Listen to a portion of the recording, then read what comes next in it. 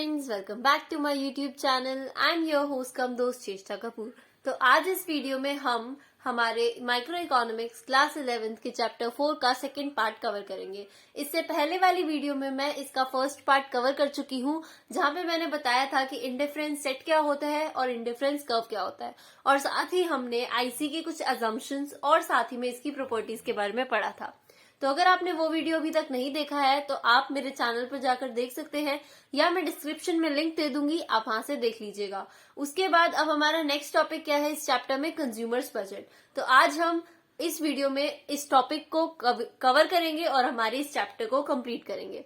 तो चलिए, इसमें सबसे पहला टर्म क्या आता है, budget set. Now what is a budget set? It refers to attainable combinations of a set of two goods given prices of goods and income of the consumer। यानी कि बजट सेट क्या होता है कि जब हमें एक कंज्यूमर की इनकम गिवन है और प्राइसेस, यानी कि जो गुड्स हमने खरीदने हैं उनके प्राइसेस गिवन है, तो हम उन दोनों से एक ऐसे, मतलब एक नहीं, बहुत सारे ऐसे कॉम्बिनेशंस बना देते हैं कि ये चीजें वो खरीद सकता है। तो फ्रेंड्स, बजट सेट का मतलब क्या होता है कि ऐसी दो कॉम्बिनेशंस ऑफ प्राइसेस, यानी कि दो गुड्स अगर हमने खरीदने हैं तो हमारे पास गिवन इनकम से हम वो कितने कितने खरीद सकते हैं। एक एग्जांपल के थ्रू आइए इसे हम समझते हैं। मान लीजिए आपके पास टोटल रुपीज हैं 60 और आपने दो गुड्स खरीदने हैं, सपोज एक्स एंड वाई, और एक्स का प्राइस क्या है 1 रुपीज और इसका प्राइस क्या है ₹2। ठीक है, यानी कि एक एक्स खरीदने के लिए आपको ₹1 स्पेंड करना होगा और एक वाई खरीदने के लिए आपको ₹2 स्पेंड करने होंगे। तो हम ऐसे कौन कौन से कॉम्बिनेशंस बना सकते हैं जिससे हम ₹60 के अंदर ये दोनों चीजें खरीद सकते हैं, और उसे ही हम हमारा बजट सेट कहते हैं। यानी कि गिवन बजट के अंदर हम क्या क्या खरीद सकते हैं, कितने कॉम्बिनेशंस ऑफ गुड्स हम खरीद सकते हैं, that is known as a budget set. अब हम देखते हैं आगे। Budget set is also called budget constant. अब बजट सेट को हम बजट कॉन्स्टेंट भी कहते हैं, as it shows the limits up to which the consumer can buy a set of two goods with his given income. Constant का मतलब होता है लिमिट, यानी कि बजट सेट को हम बजट कांस्टेंट क्यों बोलते हैं, क्योंकि ये हमें लिमिट्स बताता है कि हाँ, हम इतने बजट के अंदर है ये चीज, ये हम खरीद सकते हैं, लेकिन इसके बाहर हम नहीं खरीद सकते। मान लीजिए अभी मैंने बताया कि वाई जो है वो ₹2 का एक गुड है, तो आप उसको 30 खरीद सकते हो, लेकिन आप अगर 31 गुड्स खरीदना चाहो वाई के, मतलब वाई के, अगर हमने गुड को माना है वाई और वाई को हम 31 खरीदना चाहते हैं, 31 कमोडिटीज खरीदना चाहते हैं वाई की, तो हम वो नहीं खरीद सकते क्योंकि वो हमारी बजट के बाहर है। So that is known as budget set, और इसीलिए हम इसे बजट कॉन्स्टेंट भी कहते हैं। अब हम इसको ग्राफिकली देखते हैं, आइए। तो देखिए, ग्राफिकली मैंने यहाँ पे रिप्रेजेंट किया गया, ये गुड एक्स के प्राइसेस हैं और ये गुड वाई के प्राइसेस हैं, और इन दोनों लाइंस को, ये जो लाइन इन दोनों पॉइंट्स को जोड़ रही है, जो हमने लाइन बनाई है बजट सेट को, जो हम ग्राफिकली रिप्रेजेंट कर रहे हैं, so that is known as budget line. और हम इसे प्राइस लाइन भी कहते हैं। क्यों? क्योंकि एक बजट लाइन जो है वो दो कमोडिटीज के प्राइसेस भी बताती है कि कितने चीज कितने प्राइसेस की होगी, और उन दोनों का रेशियो भी हम उससे निकाल सकते हैं। सो बजट लाइन की एक हम डेफिनेशन पढ़ते हैं। Budget line is a line showing different possible combinations of good X and good Y which a consumer can buy given his budget and the prices of good X and good Y। जब हमें good X और good Y के prices given है और एक consumer का budget given है, तो हम बजट लाइन को बजट लाइन बना सकते हैं, क्योंकि वो एक कॉम्बिनेशन को रिप्रेजेंट करती है दोनों गुड्स के, कि हम वो गुड्स कितने कितने खरीद सकते हैं। और फ्रेंड्स, जब हम बजट लाइन को रिप्रेजेंट करते हैं, जब हम बजट लाइन बनाते हैं, तो इससे हम क्या कंक्लूजन निकाल सकते हैं कि जो भी चीजें बजट लाइन के अंदर आ रही है, जैसे ये एक बजट लाइन है, जो चीजें बजट लाइन के अंदर आएंगी, जितनी भी प्राइसेस, जितने भी कॉम्बिनेशंस बजट लाइन के अंदर बनेंगे, चाहे फिर वो यहाँ बने चाहे यहाँ बने, दैट आर अटेनेबल, वो हम खरीद सकते हैं क्योंकि वो हमारे बजट लाइन से कम है, बजट लाइन के अंदर है। और जो चीजें इसके बाहर है, दैट आर नॉन फिजिबल और नॉन अटेनेबल कॉम्बिनेशंस, यानी हम उसे नहीं खरीद सकते। अब हमारा बजट लाइन इतने का बन रहा है, लेकिन हमने कुछ, अगर हम सोचे कि हम यहाँ एक कॉम्बिनेशन बन रहा है, यहाँ पे हम इसको खरीद सकते हैं, so that is not possible. क्यों? क्योंकि वो हमारे बजट के बाहर है। अब हम आगे पढ़ते हैं कि बजट लाइन जो है, बजट सेट जो है, वो किस तरह से चेंज आ सकता है, उसमें किस तरह से चेंजेस आ सकते हैं। तो बजट लाइन में मोस्टली दो तरह के चेंज आते हैं, एक तो वो शिफ्ट हो सकती है, एक वो रोटेट हो सकती है। वो शिफ्ट किस केस में होगी? जब एक कंज्यूमर की इनकम बढ़ जाएगी। क्यों? देखिए, ये ग्राफ मैंने यहाँ बनाया हुआ है। जब एक कंज्यूमर की इनकम बढ़ेगी तो ऑफ कोर्स वो ज्यादा मनी स्पेंड करेगा अपने बजट पे, उसका बजट बढ़ेगा, सो उसकी लाइन जो है वो राइटवर्ड शिफ्ट हो जाती है। और अगर उसकी इनकम कम हो जाए, मान लीजिए कम हो गई, हाफ कम हो गई, मान लीजिए यहाँ पे उसकी इनकम 60 थी, 60 पे उसकी बजट लाइन ये थी, अब ये डबल हो गई, 120 हो गया उसका बजट, तो अब ये बढ़ के देखिए इस साइड चली गई। क्योंकि हमारा बजट बढ़ रहा है तो हम और भी चीजें अटेन कर सकते हैं और भी चीजें खरीद पाएंगे, सो ये बढ़ जाएगा। देखिए इसका एरिया बढ़ गया।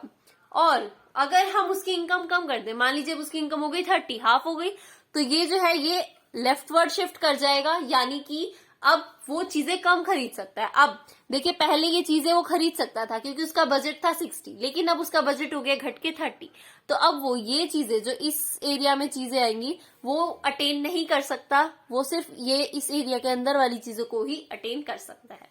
अब आता है रोटेशन ऑफ बजट लाइन, यानी कि बजट लाइन जो है वो रोटेट कैसे करती है और क्यों करती है। तो सबसे पहले देखिए, अगर किसी भी कमोडिटी का प्राइस गिरेगा तो उसकी डिमांड इंक्रीज हो जाती है, ये हमें पता है। और अगर किसी भी चीज का प्राइस बढ़ेगा तो उसकी डिमांड कम होगी, और अगर प्राइस कम होगा तो डिमांड बढ़ेगी। ये एक नेचुरल एक्टिविटी हम कह सकते हैं, एक नेचुरल ह्यूमन बिहेवियर है कि कभी भी किसी भी चीज का अगर प्राइस कम होगा तो उसकी डिमांड बढ़ती है। अगर कोई चीज 5 रुपए की है और वो आपको 2 रुपए में मिल जाए तो आप वो एक की जगह 2 ले लेंगे। वहीं अगर 5 रुपए वाली चीज आपको 10 में मिले और आपने वो 2 लेनी थी तो आप एक ही लेके आएंगे कि हाँ हम एक से काम चला लेंगे। सो that is natural human behaviour, और इसे हम नेक्स्ट चैप्टर में पढ़ेंगे, that is law of demand. चलिए अब हम इसको पढ़ते हैं आगे। तो मान लीजिए अब एक्स का प्राइस फॉल हो गया। अब अगर एक्स का प्राइस फॉल हो गया, प्राइस कम हो गया, हम उसकी डिमांड बढ़ा सकते हैं क्योंकि हमारा बजट है।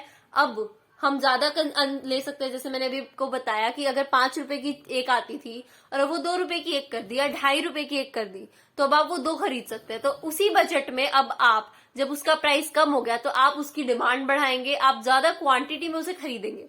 तो देखिए एक्स का प्राइस कम हुआ, डिमांड बढ़ी, लेकिन वाई को हमने कोई छेड़छाड़ नहीं की, वाई का प्राइस उतने का उतना है तो हम उतनी ही कमोडिटीज लेंगे। अब हमने एक्स बढ़ा दिए तो ये राइटवर्ड शिफ्ट हो जाएगा। सिर्फ देखिए बी टू सी शिफ्ट हुआ है, ए वैसे का वैसा है, so that is known as rotation. अब ये यहां से किसी एक एंगल पे रोटेट कर गई।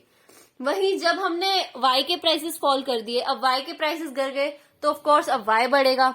सो अब ये राइटवर्ड रोटेट कर गई। इस केस में देखिए जब भी प्राइसेस फॉल होते हैं किसी भी कमोडिटी के तो वो राइटवर्ड शिफ्ट कर रही है। देखिए यहाँ पे राइटवर्ड जा रही है, दिस इज राइट, और इसमें भी इसकी डायरेक्शन राइट की तरफ है।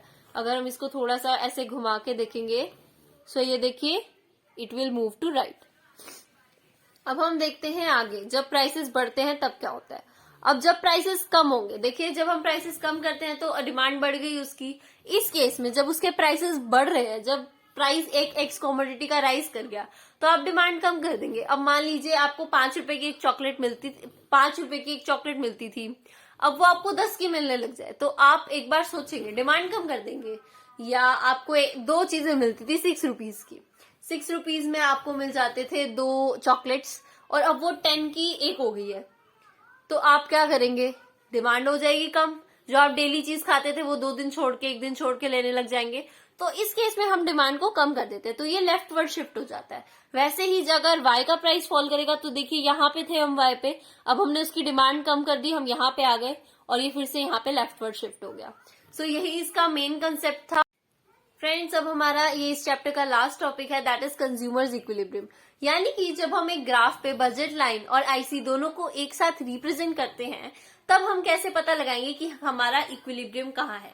तो उस केस में हमारा इक्विलिब्रियम कहाँ होता है, when MRS X Y is equals to P X by P Y. यहाँ एमआरएस क्या होता है, मार्जिनल रेट ऑफ सब्सटीट्यूशन, जो क्या होता है स्लोप ऑफ आईसी, यानी कि ये यहाँ पे आईसी के स्लोप को रिप्रेजेंट कर रहा है, और P X upon P Y जो है हमारा प्राइस लाइन या बजट लाइन के स्लोप को रिप्रेजेंट कर रहा है। तो जब आईसी का स्लोप और प्राइस लाइन या बजट लाइन का स्लोप इक्वल होता है तो वहां पे हमारा इक्विलिब्रियम स्ट्रक करता है, वहां पे कंज्यूमर को मैक्सिमम लेवल ऑफ सेटिस्फैक्शन मिलता है। तो देखते हैं अब इसको ग्राफ में, ये देखिए ये इसका ग्राफ है, यहाँ पे हमने एक बजट लाइन बनाई हुई है और ये हमारा एक आईसी है, एक पर्सन का, एक कंज्यूमर का आईसी है। अब देखिए इसके अंदर वाली चीजें वो अटेन कर सकता है, इसके बाहर वाली चीजें वो अटेन नहीं कर सकता, ये उसके बजट के बाहर की चीज है। अब ये जो आईसी पे पॉइंट्स है, ये वाले पॉइंट्स और ये वाले पॉइंट्स, ये दोनों ही पॉइंट्स उसके बजट के बाहर है, उसे सेटिस्फेक्शन तो मिल रहा है इसमें, नो डाउट, क्योंकि हमने आईसी में हमने क्या पढ़ा कि हम उन्हीं चीजों का कॉम्बिनेशन बनाते हैं, उन्हीं गुड्स के कॉम्बिनेशन, वही कॉम्बिनेशन हम बनाते हैं जहां पे कंज्यूमर को इक्विलिब्रियम मिले। अब देखिए यहाँ से इक्विलिब्रियम तो वैसे मिल जाएगा, पर वो ये चीजें नहीं खरीद सकता क्योंकि ये आउट ऑफ बजट है। लेकिन सिर्फ एक पॉइंट जहां पे ये दोनों इंटरसेक्ट कर रहे हैं, जहां पे ये एक दूसरे को टच कर रहे हैं, ये एक पॉइंट है जहां पे उसको सेटिस्फेक्शन भी इक्वल मिल रहा है और ये उसके बजट में भी है। तो जो चीज आप खरीद सकते हो और आपको वो खरीदने से मैक्सिमम लेवल ऑफ सेटिस्फेक्शन मिल रहा है, तो बस और क्या चाहिए, वही हमें हमारा इक्विलिब्रियम मिल जाएगा। सो जिस पॉइंट पे बजट लाइन और आईसी एक दूसरे को टच करते हैं, दैट पॉइंट इज इक्विलिब्रियम। वहां पे एक कंज्यूमर को इक्विलिब्रियम मिलता है और यहाँ पे हमारा ये चैप्टर कंप्लीट होता है। तो अगर आपको मेरी ये वीडियो अच्छी लगी हो, then please hit the like button and for more videos do subscribe to my YouTube channel. और हाँ, इस वीडियो को अपने फ्रेंड्स को भी शेयर करना ताकि उनको भी अपनी स्टडीज में हेल्प हो सके। See you in my next video guys.